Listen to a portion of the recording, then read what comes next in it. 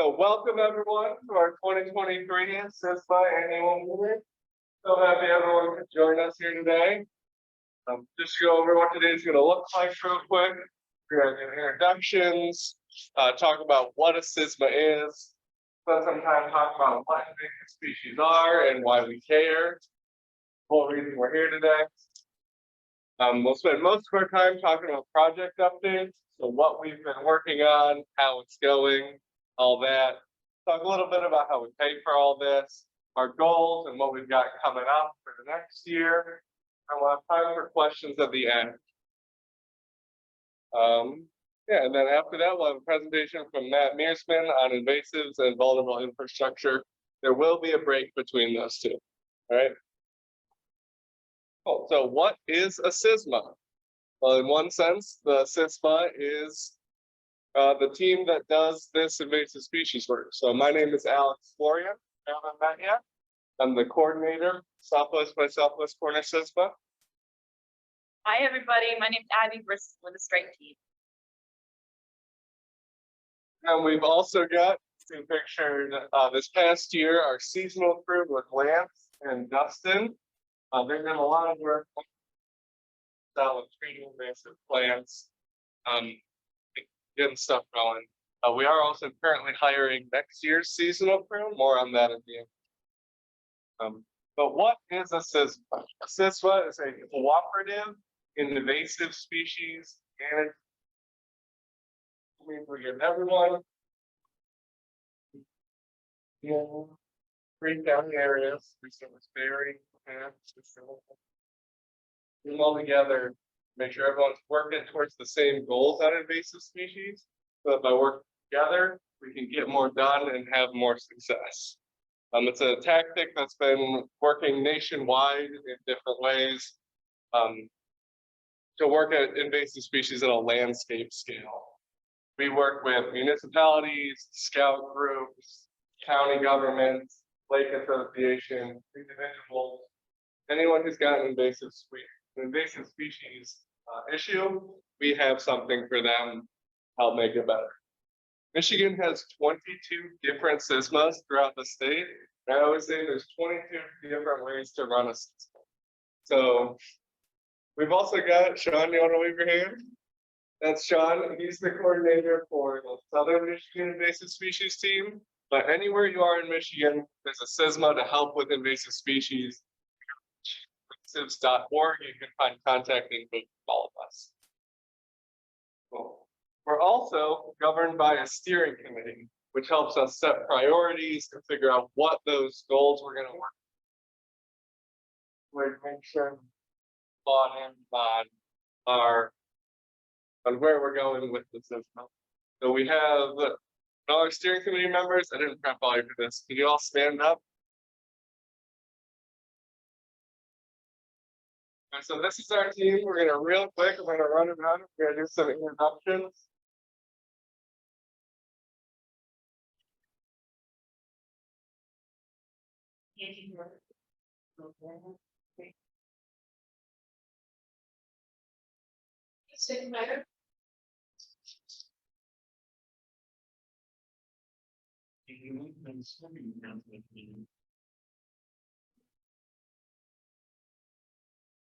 And goals will be planned.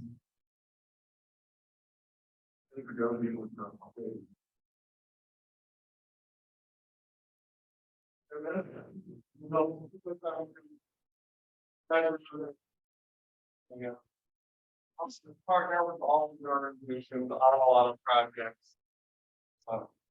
With the way all that partnership is also a way to help us secure funding for those projects. But what are invasive species? Why are we having any of them? Invasive species are organisms and also cause our environment.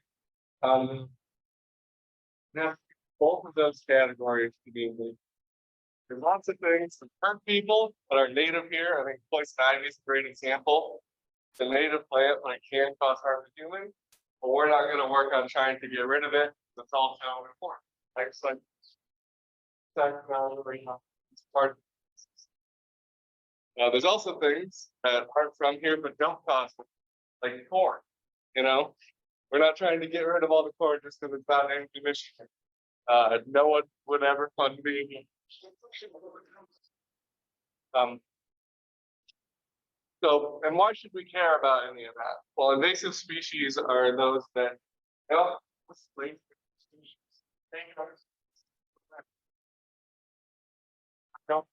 same pattern. A fair example. You guys probably have seen this before, and almost something we've been on the way. Tall grass, 8 to 10 feet tall. You can see head on the top. They've done studies on it in its native range. There is around 1,000 species utilized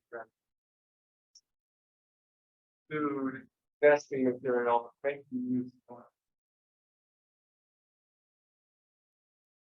Here in North America, it's like a dozen species that are using it regularly. So we could have native plants that support these. Many invasive species also impact agriculture. Got a spotted lanternfly here, which you may have seen in the news recently. Showed up on the eastern side of Michigan in August this year.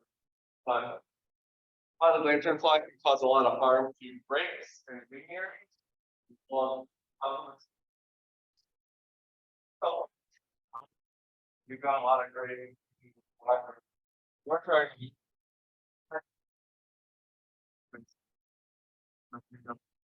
lose them. Now we're going to go into some of the projects and things we're working on. We're going to turn it over to Ab.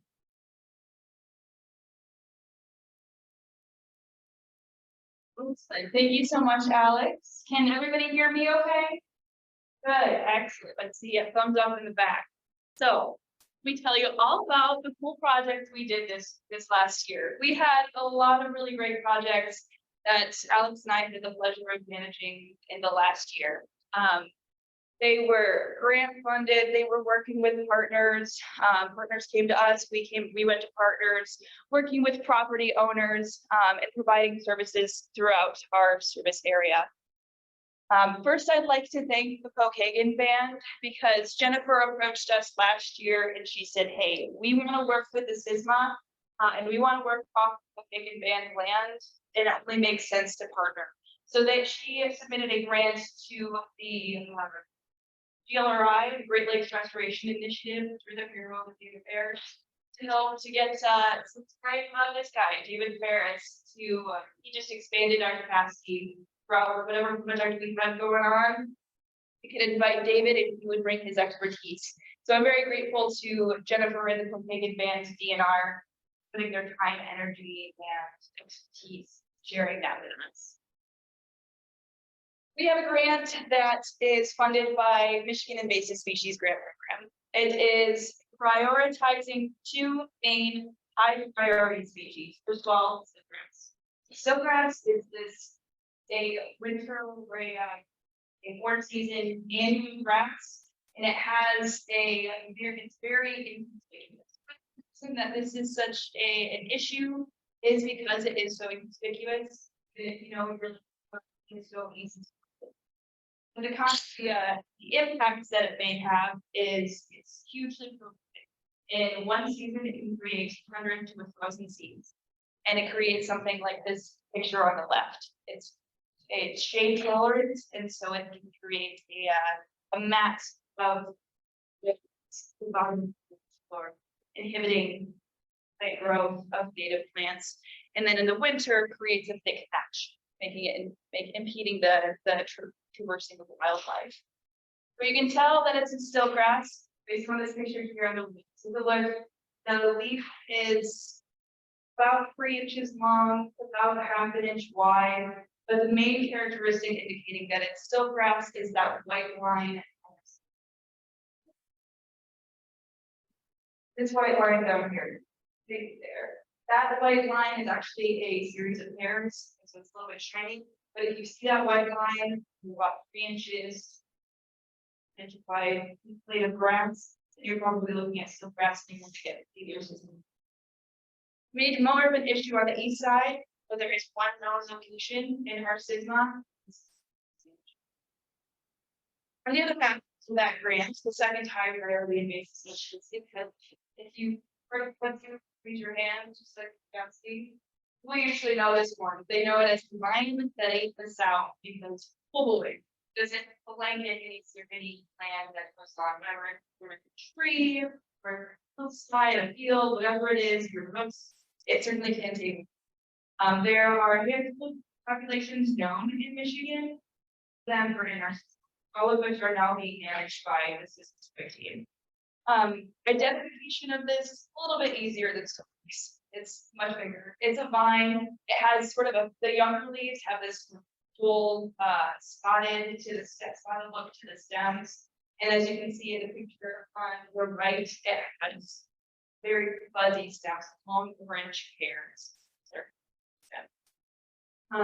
Those leaves can range. What you're looking on the left, that's entirely that can range anywhere from the diameter of small way to maybe a little bit more.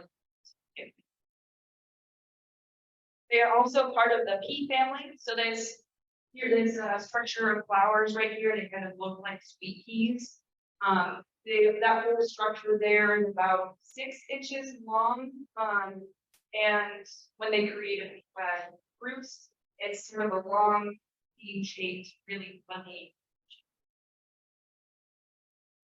This is one of the properties that we're working. So due to various issues we've had in contact with landowners, we're only in this last year finally able to get our full these.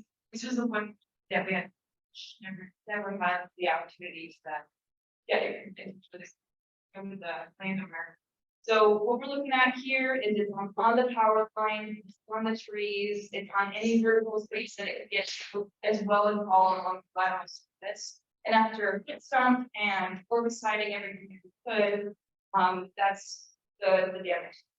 We went back in after this and filled in anything that we see. And pending the grant application, I'm going to go back in the next year and do this management. So, and that's the case of all property owners. There is no. This is the Michigan Invasive Species Grant. We got to a different grant that was on Michigan Invasive Species Grant Program, and in my first year of coordinating the strike team, I submitted a grant for the United States Forest Service, Great Lakes for Michigan today, to work. It's really, we just wanted to work with, try to build our partnerships as much as possible. We work for land conservancies. Some of them are represented here. Mitch and Dan, Dave, thanks so much guys for being here. Chickabing Open Lands, Southwest Michigan Land Conservancy, Nature Conservancy, and Michigan Nature Association. We had we reached out to them and said, hey, give us the property of yours that you can't get to this year, the next years. And they graciously gave us work the last 2 years. This grant is now finished, but it is modeled for the next GLRI grant. This was an excellent opportunity both for building those ships, but also building our strike team. Strike team is only 2 years. So this was the first big project that we had, and it was excellent for getting boots on the ground and learning, kind of building ourselves up, learning how we manage things, learning the best way of keeping track of our information and how to pass it along and share it with others. Very great. Another really cool project we had this last year, we mentioned earlier, spotted manatee. Like Alex mentioned, spotted manatee is a major issue, economic issue, so grain crops primarily. It's also a parasite tree inhibitor, which is another invasive tree. It doesn't manage the tree of heaven, which is a huge pain in the butt. But what happened in the last year, especially after August of last year, when one of these guys was from the county, MDR approached us and said, hey, we want to see if it's in Southwest Michigan. If it's going to end up here, we want to find it as soon as possible. And so what we did, we worked with MDARD and got these traps here, which are essentially window mesh with a plastic bag on. And just put it around some tree ahead. We had 15 sites all around our SISMA. And we checked those bi-weekly, and I'm happy to say that we did not find spotted lantern fly last year. Parrot feather is another this is another opportunity to work with a great work with Eagle. Eagle is mostly doing the management and coordinating with the landowners here, but they reached out to us and said, hey, you're a lot closer to this parrot feather, this known location of milfoil parrot feather. Can you check it out for us? Parrot feather is was introduced largely by the Berrien trade. It has little leaves that can spread by fragmentation. So got the little leaf, put downward, go into your pond and take in both those leaves. But Eagle has been managing these series of 3 ponds to try to reduce the population there. When I first stood in 2019, early 2020, the entire pond was pretty much covered, and it has been further reduced, only to a few stems. In the last year, we have seen it every time we went. Every month, every time we went to go see it, there was always just a little bit there. So it's something Alex and I and their Eagle team went out and pulled and ice, kind of reversed through the ice in the pond and pulled out as much as we could. The parent for their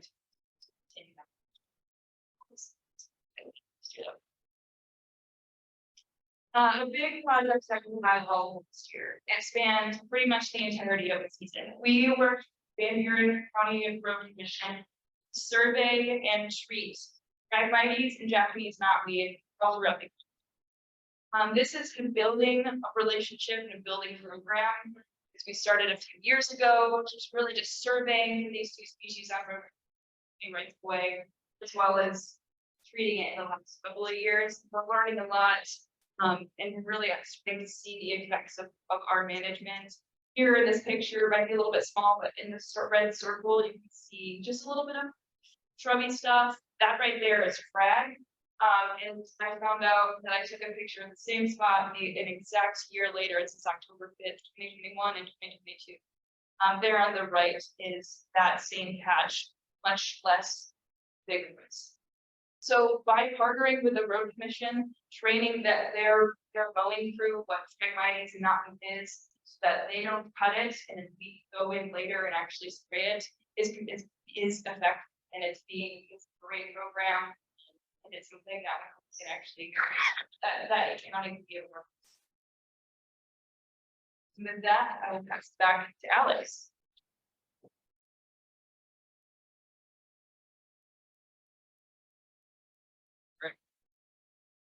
Another thing that we do is site visits. So this is for any landowner.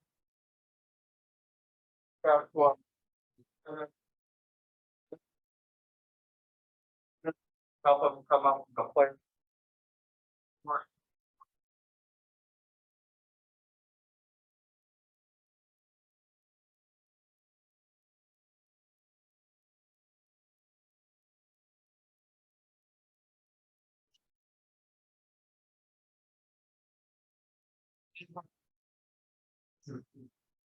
Yeah. Easement for landing services, all of them.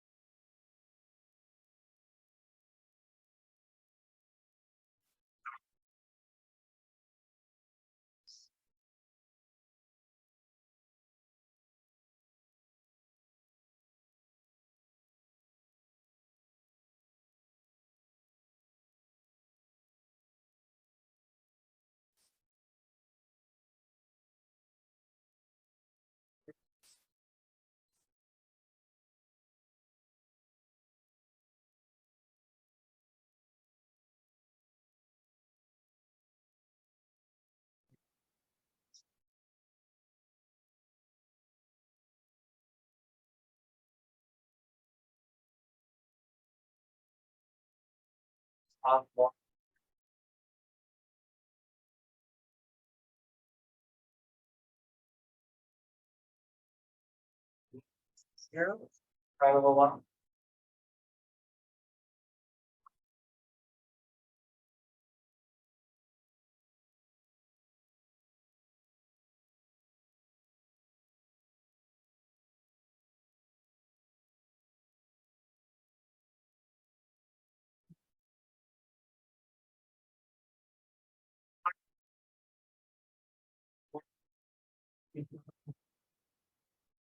Species, and what kind of hardware do you use? This is Berrien.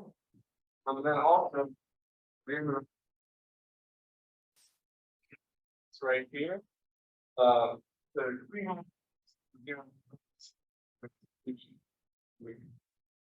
We'll make sure whatever's in one place.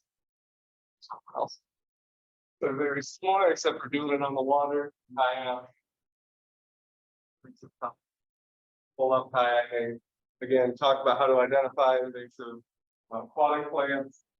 Talk about lake health in general. We usually try and pick lakes that have some houses on them, so we can talk about native shorelines, things like that. And again, at the end, we're talking about clean, drain, dry, get people to clean their boats and prevent the spread. I also put up a bill for this year. It was great. So this was don't move firewood billboard. Moving firewood is a big like or and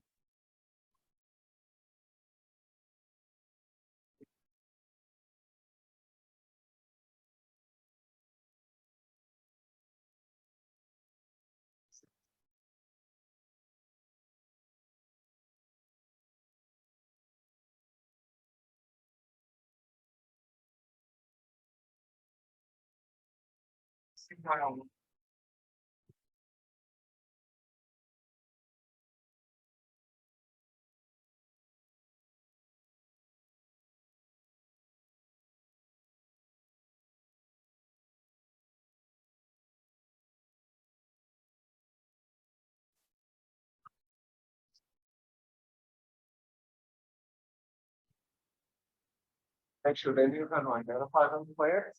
We report them to us through messaging, software we use. And also know not to mow it, not to create a bigger problem by spreading it around. Also talked to a lot of school groups. This was a salmon release for Pawpaw schools. You see we were playing Hungry Minnows, not hippos, minnows. Again, just talking about invasive species. And then also this year, I had the opportunity to talk to all 3 of our counties' meat farm field days. Great chance to get in front of farmers, make sure that they know that we're a resource for them. Great being. I promise I do own more than one shirt.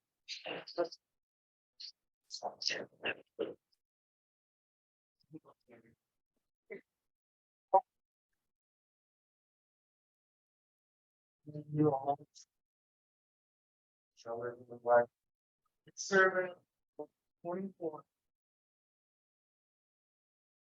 With a little bit there, including the south. We also treated 37 acres, which if you're not, is about football fields. I don't know how big a football field is, so it's 37 acres. We also had 1,400 people attend our with landing buses.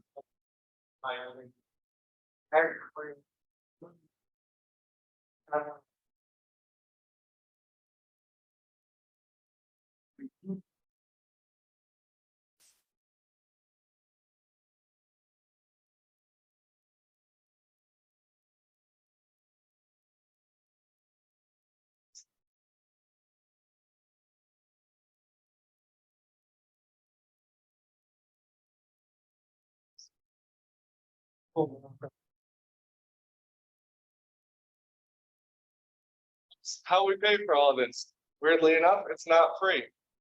The majority of our funding comes from grants. We have state grants and federal grants that cover a lot of it. And we also, the road commission pays us for all the work we do for them. A little bit of that private treatments, so going out to people's property and spraying invasive species on their land. And the rest of it is match funds for the Van Buren Conservation District. So Within those two biggest buckets, the grants, almost all of our state grant funding comes from the Michigan Invasive Species Grant Program. This is a line item in the Michigan General Fund. Money 3.6 billion world statewide. The funds for all 23 cities. Bring a fair time. We can fund the word. Then our federal grant.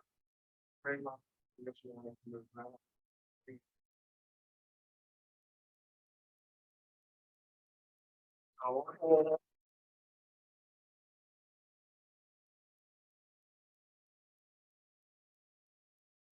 23, we're just getting started with what that's going to look like throughout the season, but we have a general idea of what species. First of all, like Alex mentioned earlier, we are hiring. So if you hate your job, want to join us, come hang out for a season. Or if you know anybody, feel free to reach out and let them know that we've got this position open from May to roughly November of school time. I'd be happy to make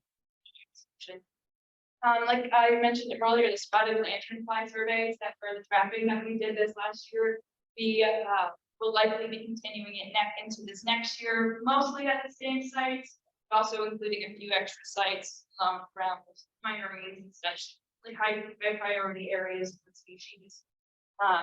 Through the Michigan Invasive Species Grant Program, we are also reapplying for another grant to continue the kudzu and stiltgrass no cost management, which is going to be key for those species.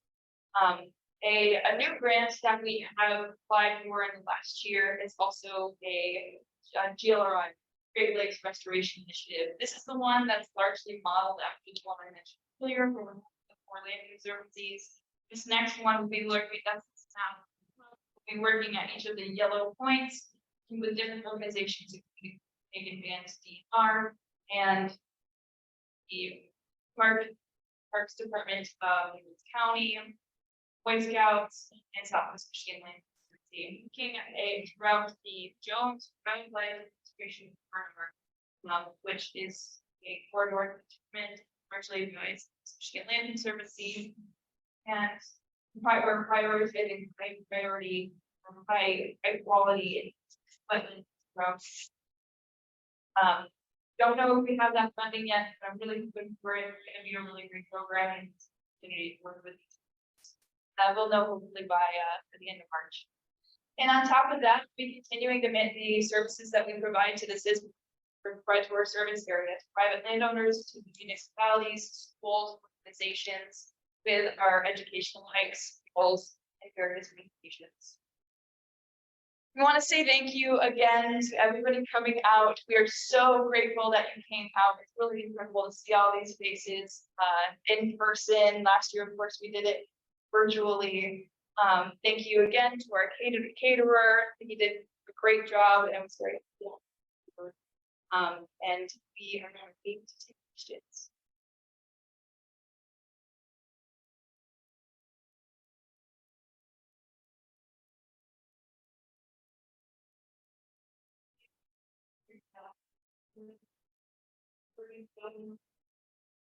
Question was, we have an increase in private calling in the last couple of years. That's pretty consistent throughout a couple of years. We've been more connected with individuals, whether it was through with somebody that we just met. That's the case. Climate change, should expect to see more correction. With climate change, we expect to see more kudzu. Really great question. That was one of the big questions, especially with management. I wanted to try to figure out what the best way to manage it is. First, large population things that are there's one in Ontario. We're connected with them. Really enough, yeah. We added. Seems like they're not able to expand their full capacity because of winter. We speculate that it's going to be milder winter for its forms that generally will form climate from it would fit.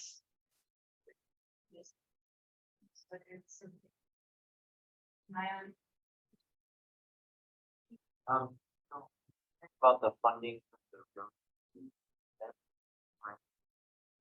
for the year.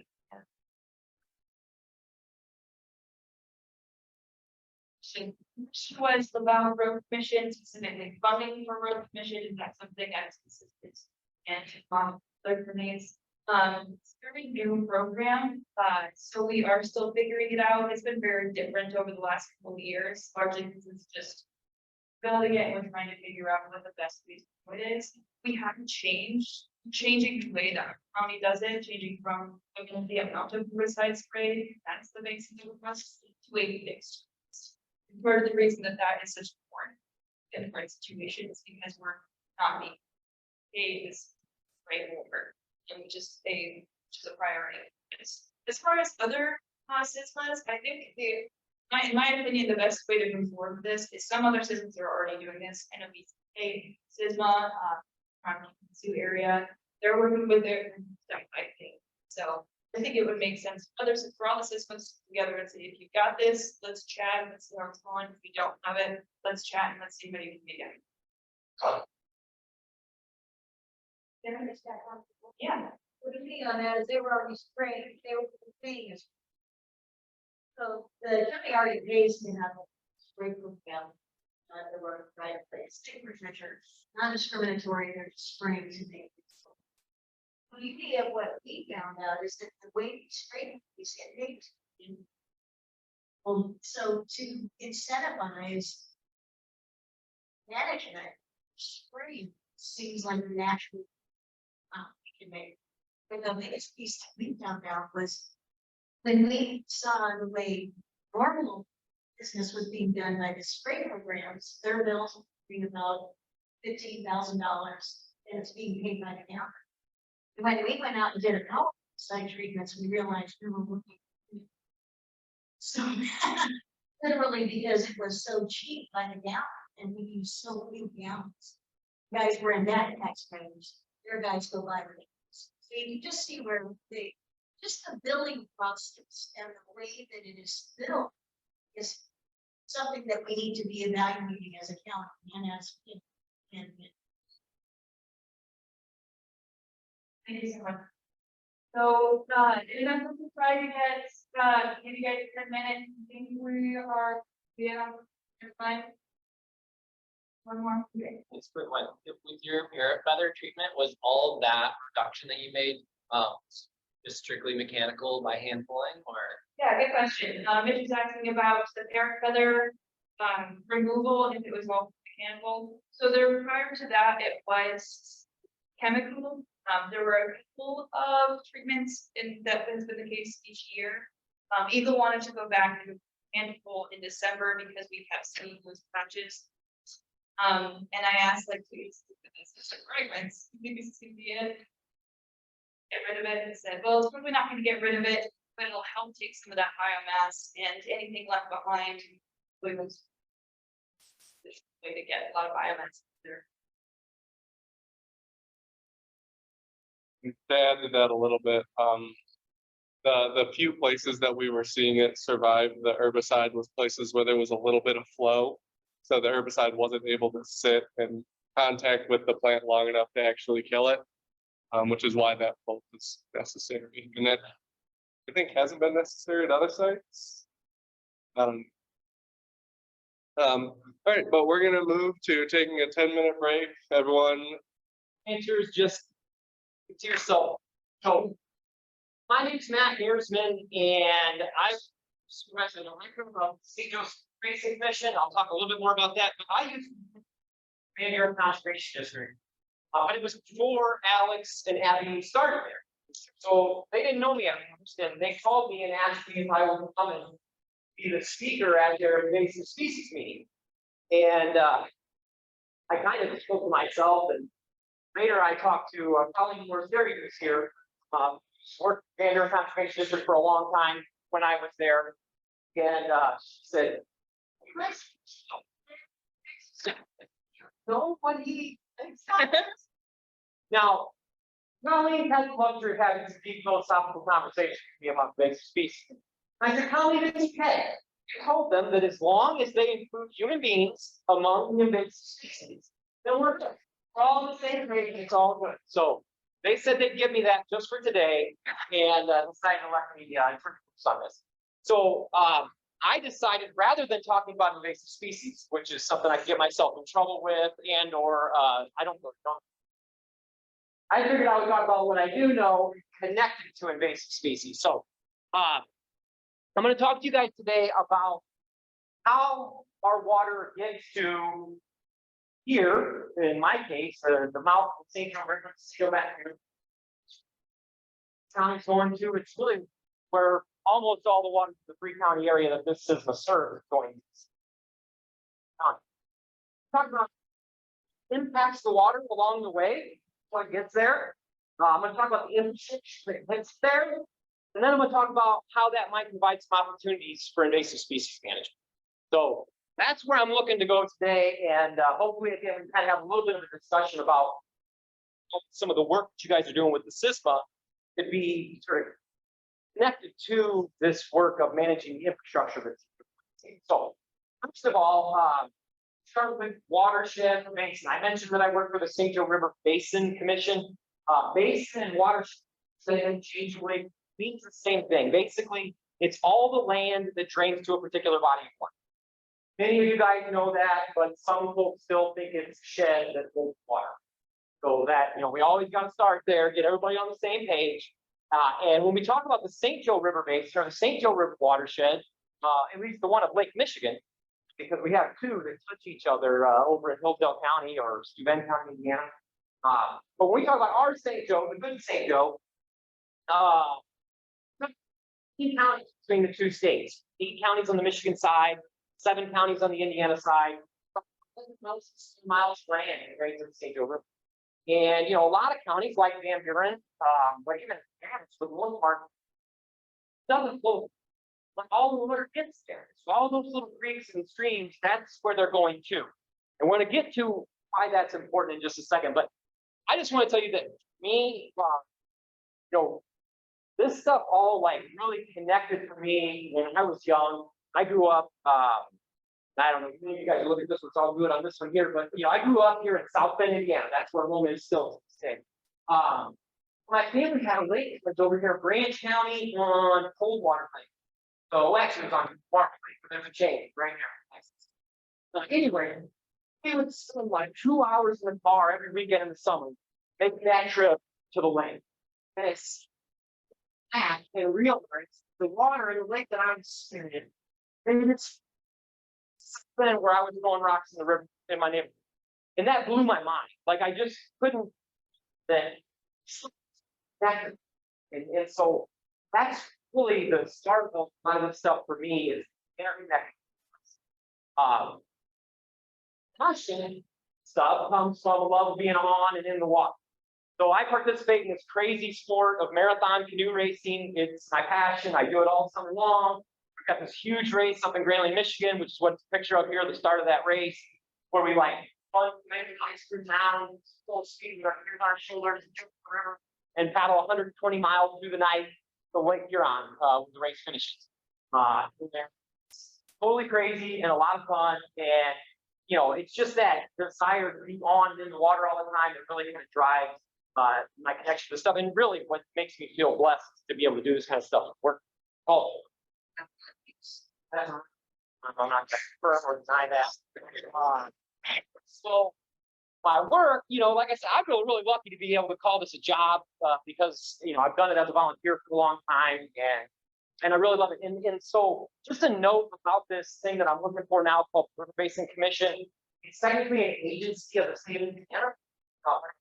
Right, statutes with both states. It's just that our funding and our governance lies all on the Indiana side of the line. Here on the Michigan side of the line, get come up and do stuff like this, which is great.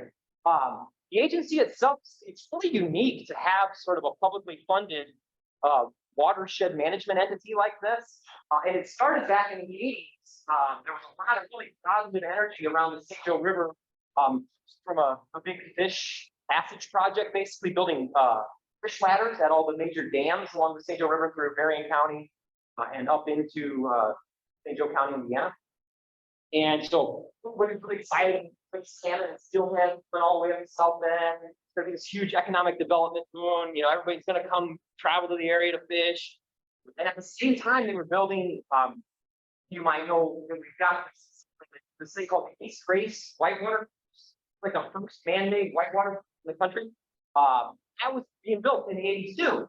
So again, all this excitement about, you know, bringing people to the area, have them in the river, using the river, money comes to the area, all this stuff. Right at the same time, the health department and the state environmental agency said, wait a minute, you're not meeting water quality standards for body contact. You shouldn't have people in contact with this river. The bacteria pathogen levels are too high. And so, you know, that really took a lot of the, you know, wind out of the sails on a lot of this stuff. And a couple of the local legislators, and really the mayors that got together initially of South Bend, Mishawaka, and Elk, big cities along the St. Joe, and said, you know, hey, we need to do something about this. We want to, you know, we want to be able to bring people to the river communities. And I think what's exciting about me was it was the first recognition that you're not going to solve this problem by working just in your town, or just in your county.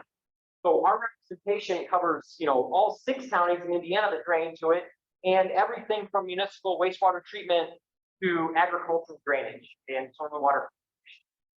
So that recognition and our broad representation on the board is really a cool thing that I think kind of is a model that hopefully we can be expanded and have like a sister agency on the Michigan side that's funded the same and kind of do some cool stuff. Anyway, initially it was all about water quality, and that was kind of a focus. But in recent years, and this made the national news, especially with Mayor Pete running for president and all that stuff, we came out of some huge floods. And there was a recognition that both of these problems kind of have the same root cause. And we're going to talk about that in just a little bit. But what legislators would say, oh, well, we've already got this organization that exists. We're just going to give this to them too. So they passed the bill to expand our scope to also be about flood mitigation. So it's quality and quantity now that we look at it. And I was actually very supportive of that because the two are connected. And I think in a lot of cases with our local governments, the flooding stuff can actually have a bigger economic impact, or it's more tangible and visible in a way that people can do something about. Now, it seems to be less problem on the Michigan side of the basin. Man, down in the southern portion of Indiana, we've got a lot of communities that have pretty significant flooding. You know, they really get interested in some of the restoration work that we're doing because they see the, you know, the impact it can have on in a more practical way, maybe. All right. Now I want to start with kind of a little bit of the history of how we got to where we are. This is just up the river from my house. This is in Mishawaka, Indiana. It's called Ball Band Factory. It was fuel oil when I was a kid. But you know, turn to the 1920s or so, let's say, vintage. My grandma worked here, and I got a story I'll share about that. But use this as like, think about 100 years ago. And with something like the St. Joe River, although we could probably talk about the Dowagiac River, or, you know, we could probably pick any of them, but especially the main St. Joe. How many folks think that the river was healthier, you know, better water quality 100 years ago than it is now? Good.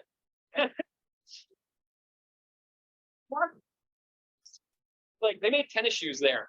And when they would be making like red shoes, the river would turn red. And they would make blue shoes the next day, the river would turn blue. I mean, these are direct discharges, just industrial waste kind of going in. We had sewer systems. It's just that our sewer systems were built to just get the water off the road at first in the cities. Then when we got into plumbing, we hooked up, and we're not going to put that. Go to the same pump, so it just went straight to the river too. So I mean, it's just direct discharge. And there was some research done by Indiana University in the 30s, and they found only 2 to 3 species of fish living in the St. Joe River. And the E. coli numbers were like 20,000 coliform units, milliliter or whatever. Reference, so I guess like the state initial for body contact is around like 230 units. We were at 20,000. So, you know, really heavily polluted with bacteria pathogens. Then, you know, from a fish standpoint, 2 to 3 species of fish, you know, nowhere near back to what we used to be before this disaster. But we're at something like 70 to 75 different species of fish in the main stem of the St. Joe now. So big recovery, big turnaround.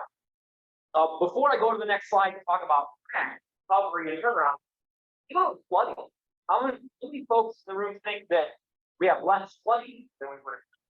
Cleaner, look healthier now. How about flooding? We've got less flooding. So raise your hand if you think there's less flooding now than there was then. Hands. All right, 1%. All right.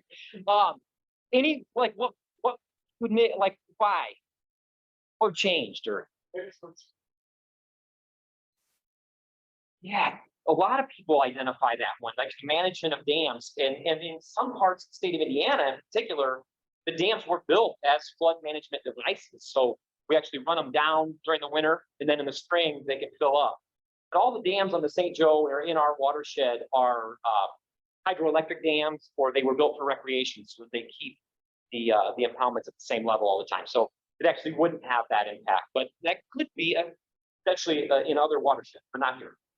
So you all are experts, and so what I think kind of point people to is trying to understand why the one problem has gotten better and the other problem has gotten worse. If these things are connected, what's that? We're going to talk about this. Why did it get better? What's up with that? So the big thing is the Clean Water Act in 1972. It established designated uses for all of our surface waters, and it began the regulation of what are called point sources of pollution. And we'll talk about that in a second, but most folks, especially my age, older, the famous story of the Cuyahoga River in Cleveland burning, and that kind of, just the thought of a water body on fire, raised the levels of this problem, legislation. And it really is, it's still like I have to do a lot of work down at the State House in Indiana and working with legislators on this stuff. And to me, it's incredible that we got this passed in the first place. It really is, because it's been attacked ever since, and it's been eroding away. It's not getting strong. And so it's really incredible what was going on at that time to start this kind of regulation. And what it says is, for industrial discharges or for municipal wastewater, you have to meet water quality standards. So it's not that you can't discharge from your factory into the water body, but you're going to have to get a permit, and you're going to have to show that you can meet water quality standards and the output. So we saw, a tremendous turnaround from the effects of the Clean Water Act. First, this is the wastewater treatment plant in South Bend, Indiana, and my friends, they serve on the commission with me, and they work at this treatment plant, and they swear to me, water coming out of the treatment plant is cleaner than the water that's in there. They have to test it. They can show me that the water is cleaner. When I paddle by there, I still don't want to fall in the river right there. Like, it's like, and I think some of that comes from the fact that, I forgot to mention it in this graphic before, but the little graphic established these designated uses. We said, that all the waters of the U.S. should be swimmable, fishable, and drinkable. That's what that little graphic is called. And that's sort of the core of the thing. Well, we're a long ways from being swimmable and drinkable in a lot of places around here. And so, that kind of mindset and where we came from, I think, still helps form this, a sense of where it's are, and I think they're skewed in a lot of cases. So anyway, still a long way. But we're not there. That's the thing. Like, we've made this tremendous turnaround, but we're still not at the point where we'd like to be. And what's that? Well, it's about something that's not regulated in the Clean Water Act. About what is called non-point source pollution. It's water that's coming into the river from no place in particular. It just runs over the land and makes its way, to the river, to the creek, to the rain. And there's no regulation on that. So the point source where you can go to a place and you got to get milk, and that's easy in a way. This problem, it's in academia, it's referred to as the wicked problem, because it's use, and it all lies on private land. And it's really hard to get our handle around this. And so the efforts of the last 30 years or so are all through voluntary efforts to work with landowners to try and change behavior, because no one's at a point where they're going to try and regulate runoff. I mean, we're having a hard enough time just regulating wetlands and stormwater, and municipalities has a limited regulation on it. Wetlands, those are being attacked a lot of times too. But that's as close as we've ever got to try and regulate the non-runoff. So that's where a lot of our problems are lying. It also can't be denied that one of the reasons we're still not where we want to be with water quality, and one of the reasons that flooding continues to get worse, is what's going on with the weather, climate, whatever you want to call it, global warming, climate change, whatever. All those all show that in this area, this one's from the Indiana Climate Change Impact Assessment, but it holds for our region. And that is what we're seeing is not just more rain every year, more rain in the wrong times. Coming in the winter and wrong spring, we don't have living plants in the ground. And so it's not there in the spring where we want to grow. But it's actually, we're getting a lot of it in the off season when there's no, nothing there to take it up, nothing to hold on to the soil. So, that is definitely a part of the problem. I don't think any of us as individuals are going to make a big impact on that. So I'm not going to focus on it, but it can't be denied. That's part of our issues. I want to point out that it is definitely not a unique urban problem. This is something that occurs in rural areas. Stormwater, I think of as an urban thing, but runoff in area is just as dramatic and just as devastating for the economy and for water quality. I'll talk about that in a second, but so what about all this? Okay, so what? Well, watershed management, this idea that if you want to try and understand what's going on in the water body, or you want to try and solve problems with the water body, you have to look at the land it's draining to. That's the underlying philosophy of watershed management, is trying to look the hill upstream for the source of the problems, for the solution.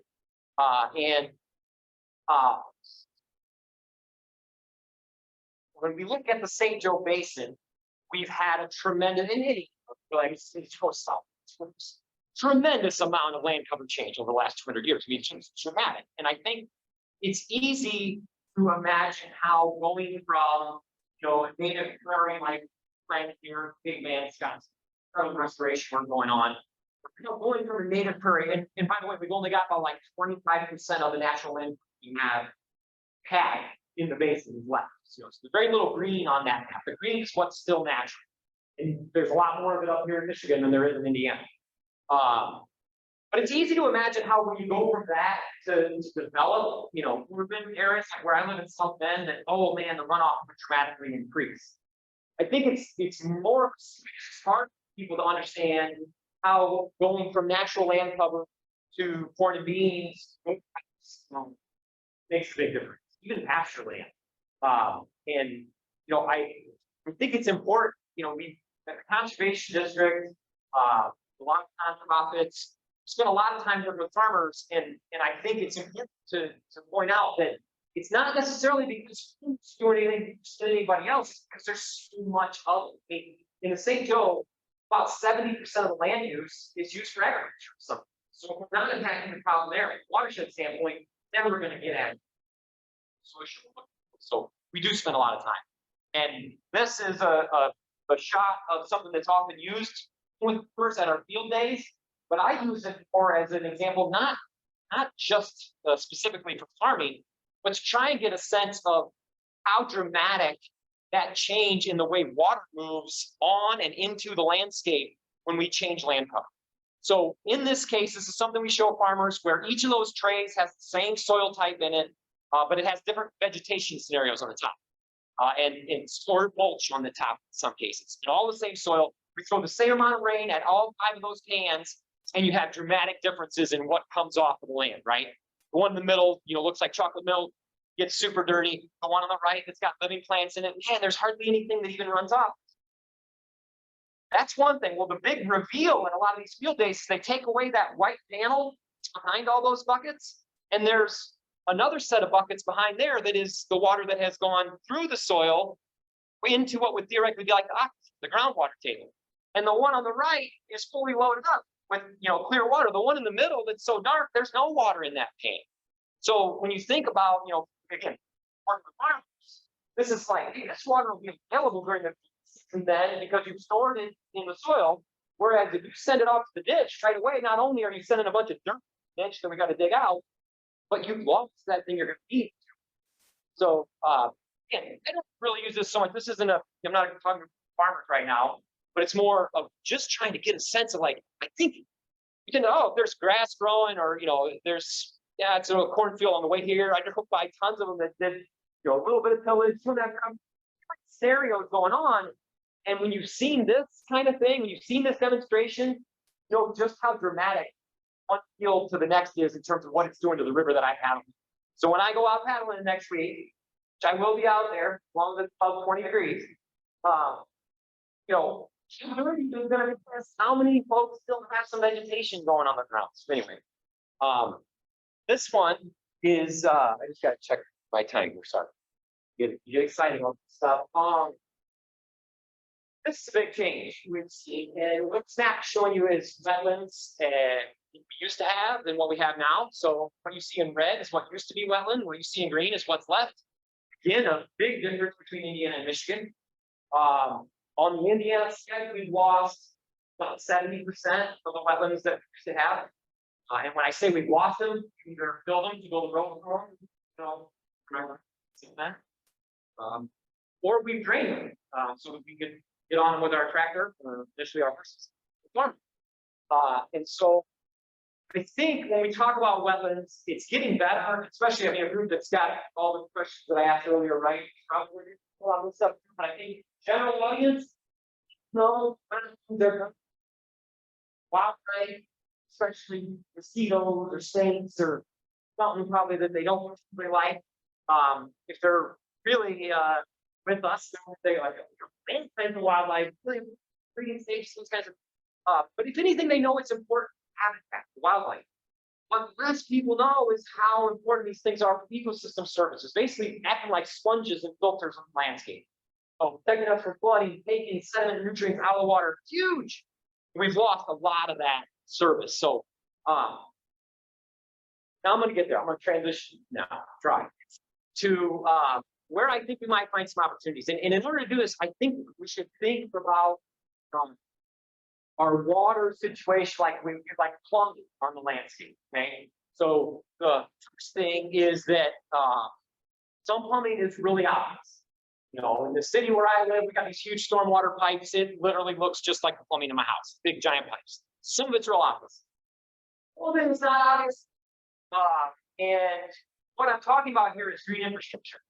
And the point is, like, we've always had plumbing. Lansing has always been plumbed. Plants and animals, plants. Particularly the plants that encourage improvements, almost like pathways, transfer that water into the ground. Store there really wasn't much of any runoff at all, even during the season. There was so much canopy to take it up, so much woody mass that would collect that water. Eventually, it gets into the ground. Well, we've lost a lot of that, but we can recapture a lot of it. And where I'm talking about here is so the commission and watershed groups. We often work with local governments, and we're focusing on publicly owned plumbing. And so in this case, this is a city park across the street or across my house. And we've installed a lot of green infrastructure. City of South Bend's installed a lot of green infrastructure within that park. And it's an example of how we can use get back to system and start infiltrating water into the ground. But it's been there. That's the other point. So some of our plumbing is not only not obvious, but it was not intentional. So that's what I'm showing this map. I'm guessing many of you can figure out what this is. Does anybody want to tell me what those yellow lines are? Yeah, exactly. It's our transportation infrastructure. So was not built to move water. That's exactly what it does. And I mean, some of the ditches aside, and of course, those were built for that, but the road itself is a conveyance mechanism. And how we manage our roads can have a huge impact on water quality and flooding. again, I got a lot of slides from home. This is Western Avenue, South Bend, BSK versus we got about parking lot here. Went out pictures right here. Super cool technique for transportation infrastructure. You can still use it, but so you can start in plumbing to get the water into the ground, not sending it to pay to send it to get treated. I also want to. This is the first opportunity to kind of talk a little about these next two plumbing pieces that we're talking about. So in this case, transportation, but there's always disturbance that occurs. So whether it's through the maintenance practices or the construction process, kind of tear up a place where we're working, put on the shoulder and regrade it. Seasonally, we're out there doing it all the time. And our invasive folks know, like when we mix it up, when we remove whatever was there, we create a right habitat for invasive species. So whenever we disturb the environment, that's where we tend to get them taking hold. So trying to minimize that disturbance through our maintenance practices can be really effective at preventing new spread with transportation. And we'll put the next one. So how about what am I showing here in all these yellow lines? This is the main one that you can't cheat if you've been to one of my presentations. What are all those yellow lines? What kind of plumbing is that? What's that? Anyone take any guesses?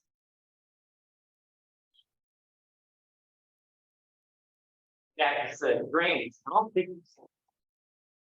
yeah, those are all regulated drains. Legal, publicly owned or drains. And we created a lot more in Indiana than you guys did up in Michigan. County in particular, not really. Great Basin. The topography didn't lend itself very much into Michigan. But this is an example. I think when we talk about water infrastructure, it's easy to think of stormwater pipes and storage cells, big detention ponds that get built in all these new neighborhoods. We have thousands of miles of publicly owned streams. I mean, that's what they are out there on the landscape, but they're streams that have a funding mechanism in place for their maintenance. They're streams that have some of their maintained. And it's a lot of the work we do is around this drainage system. And so, where this started, I guess, this picture could be the Dowagiac River. I actually think it became the river in Indiana, but this was done to the Dowagiac River. Our initial drainage activities started as enhancing or improving existing rivers. By enhancing or improving, I mean, we straightened them out, we made them deep. That'll get the water out there. We started there, and we quickly progressed to creating new plumbing where it didn't exist. We created ditches through low-lying areas to get that water off the landscape. Now, when we did that, we intended to drain the land, and in most cases, if it's maintained, it's that. What we didn't intend, in addition to all the water quality issues or whatever, was that we made it good at moving water, but it doesn't move its sediment. Think of the way it moves, wiggle, like meanders in them. That's how they manage their sediment. They lay it down on the inside of the corner, they work it off the outside of the corner, lay it down, and it's just a conveyor belt that's into the earth. It's just when we try to maintain them like this, it doesn't. Oh, as soon as the water flow gets low, all of a sudden it just drops out. We all got to pay taxes to go in there and dig it out. So it's gonna be an expensive process to maintain this new plumbing that we can. Sure, it's also got some unintended costs. And this is just to say, we didn't stop at just creating streams where there didn't used to be streams. We're literally plumbing 3 acres now. This is a picture of the installation of drainage tile. That black pipe is going around. You see big bulkhead in your fields around here at the time of year. Lines going across the field, being installed like crazy. The higher corn prices are, the more of the stuff goes in, and it's really good for getting on the field, but it is accelerating the rate at which water gets out. And the point is, as we improve drainage, we reduce storage. Reduce storage, we got those 2 problems we started. And so what I was hoping to kind of convey with this is that these thousands of miles of drainage out there maintained. In a lot of cases, they're maintained, and that maintenance often involves the removal of vegetation and or the mechanical removal of from there. And that disturbs that area and creates a really ripe opportunity for invasives to take.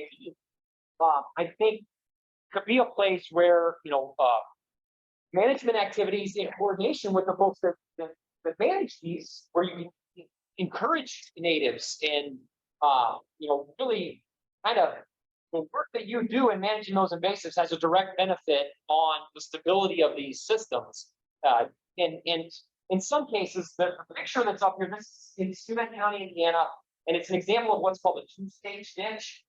And it's a fairly innovative practice that it attempts to recreate some floodplain benches on either side of the stream. So it still provides drainage. It's at that lower elevation, but it creates a floodplain that the stream gets to and it accesses during high water events, and it can lay the sediment down there.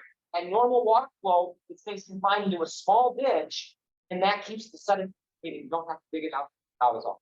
So there are better management techniques that we can use on our drains, but even with sort of traditional spraying or mechanical removal operations, I think those can be opportunities for invasive species management, or at least like precautionary, trying to prevent the spread in those areas. So I'm going to stop there because I'm sure I'm at my time, and I'm going to invite any kind of questions that you all might have.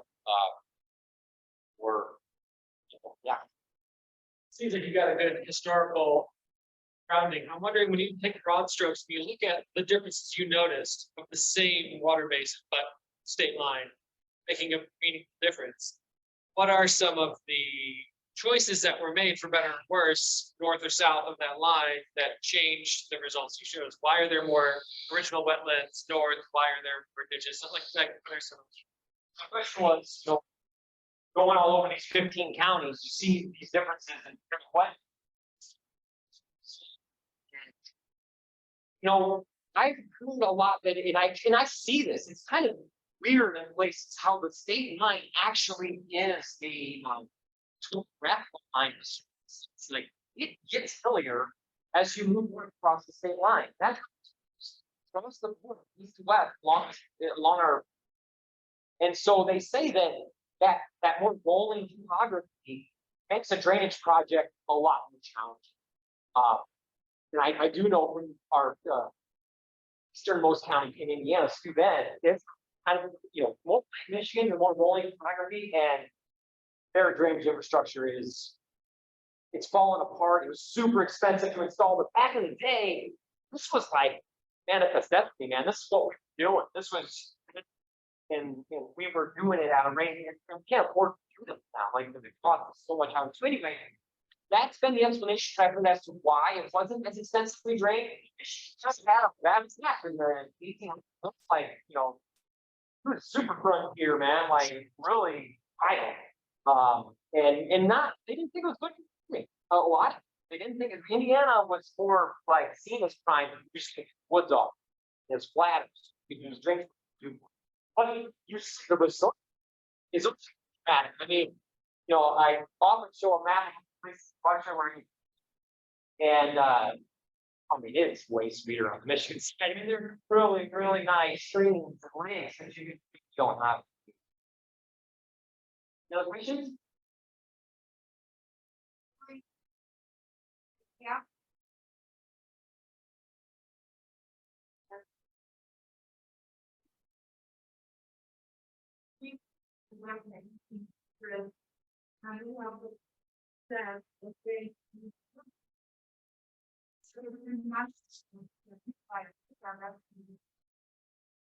Also, I don't know. Well, say like.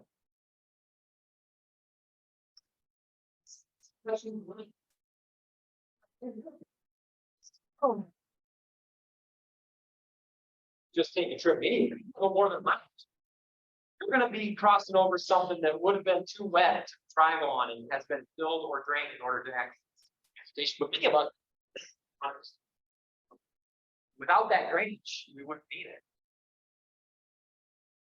So I have number one. And so all of that.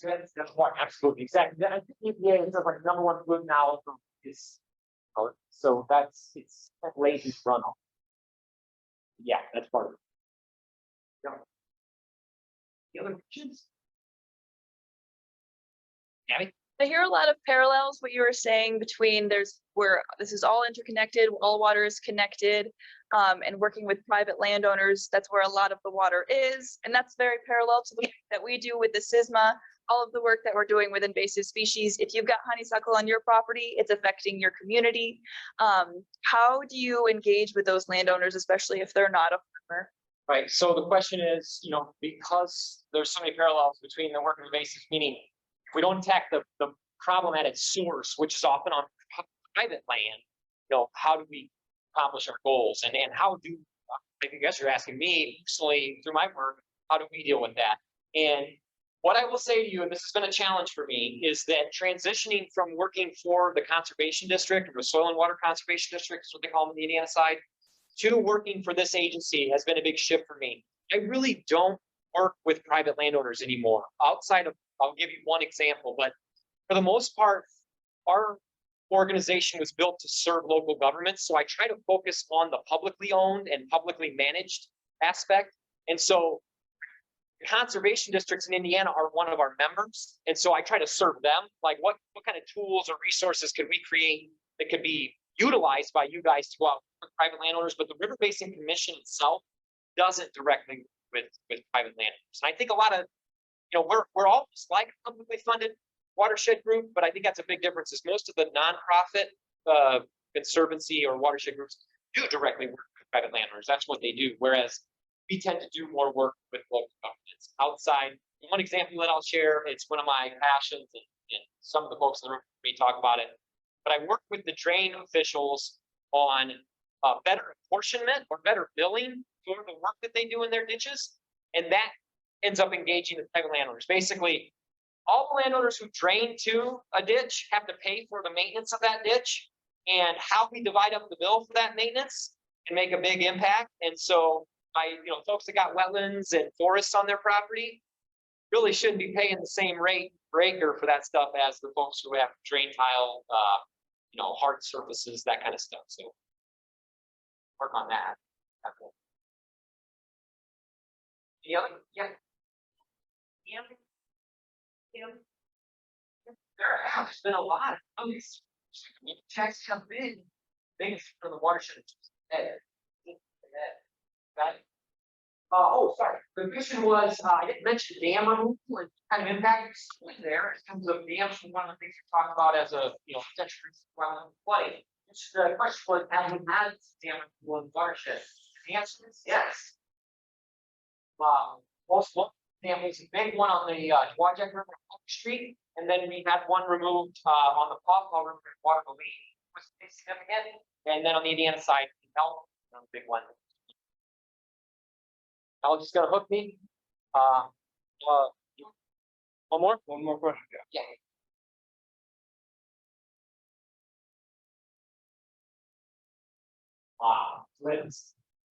So the question was, how much do I think septic tanks, especially on old lake houses, contribute to this problem? And the answer I gave is a lot. And it is non-point. The difference between non-point and point gets really weird. So, that said, why is that not point? Why is a drain tile? It's coming out into a ditch, not a point source. Yeah, lawyers.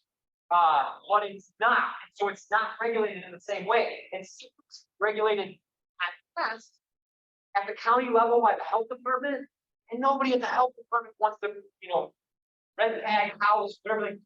The enforcement is so extreme that it's really hard for people to do. Won't do that landscaper, because you probably know that protection to your family. And they say the studies are showing we do a lot of work. I know the Two Rivers Coalition is trying to do a lot of work by bacteria substance in our stream, because there's always this tension between whether it's septic tanks and human waste, or whether it's animal feeding operation and human waste. The answer is probably both.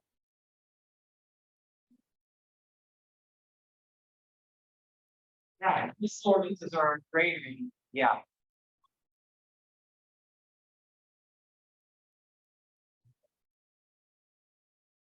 The question was, point of sale ordinances which require you to get your septic listed.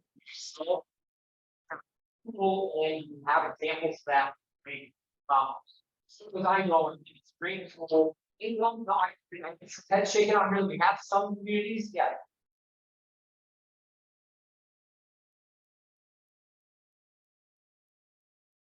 And we're working on it, yeah, It does not, it's the only state of the union that doesn't have.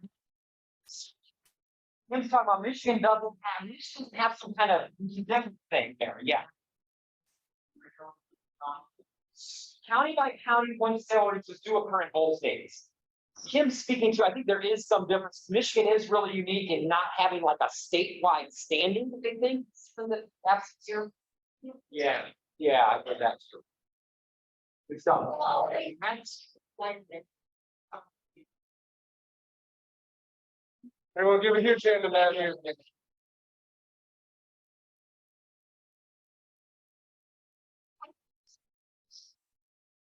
And that concludes. Thanks